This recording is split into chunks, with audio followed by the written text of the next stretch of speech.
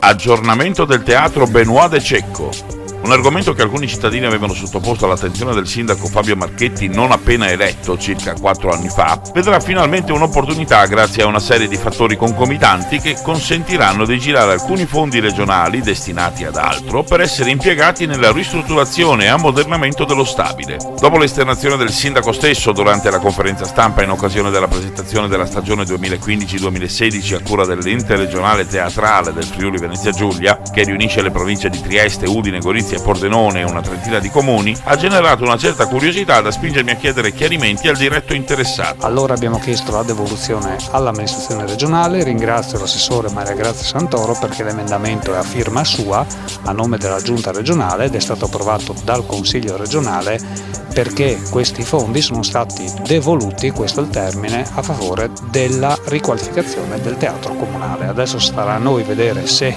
fare una scelta politica di miglioramento dell'esistente o riqualificazione completa reperendo altre risorse.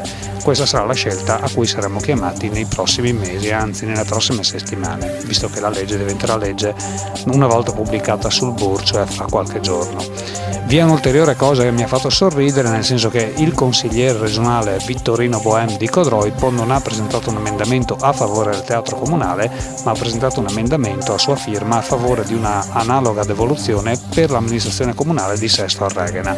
È un obiettivo nobile sicuramente, perché Sesto Arregana è un comune importante di questa regione, lui fa il consigliere regionale, però mi è parso un po' strano che vi fosse questa incongruenza di richiesta da parte del gruppo politico che lui rappresentava in consiglio comunale, ovvero sia Progetto Codroipo, il quale a gran voce richiedeva di metter mano al teatro comunale, e la richiesta di emendamento fatta dalla giunta, da Bohem stesso sostenuta, ma su emendamento chiesto e proposto dal sottoscritto. Questo mi ha fatto un po' sorridere, insomma, però sono cose che capitano di questi tempi, Marino Docet.